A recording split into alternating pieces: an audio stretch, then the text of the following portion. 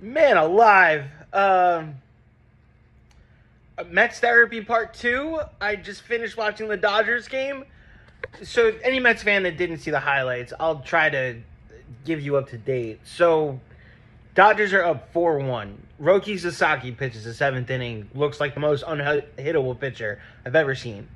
The Diamondbacks, like they always freaking do, score 3 runs in the 8th inning and tie the game off the Dodgers bullpen, which sucks. It's the only reason why I have any hope in the Mets having a deep playoff run is because they play the Dodgers and they get to play their bullpen. I know the Mets haven't come back all year in the 9th inning, but you know what bullpen I want them to have a chance to try and do it against? That bullpen. Anyway, Diamondbacks tie the game.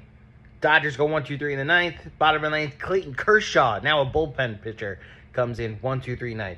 Top of the 10th inning, ghost runners at second base. Ohtani bets Freeman. Ohtani strikes out looking like Francisco Alvarez weeks ago before he turned into the Francisco Alvarez we love because he's great again this week. Ohtani strikes out. Mookie Betts singles to right field.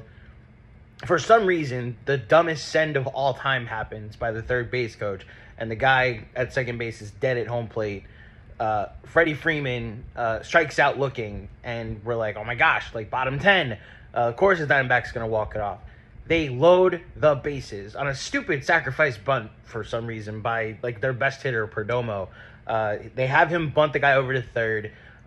They walk Corbin Carroll. They walk another guy who I'm forgetting, and they have a 200 hitter up, lefty with the bases loaded. He pops up, infield fly, and then James McCann, our old friend, comes up, and I'm thinking it would be so poetic if this Mets season goes a direction because James McCann gets a base hit. Thankfully, he reminded us that he's James McCann, and he pops up to go to the 11th inning with 2 outs.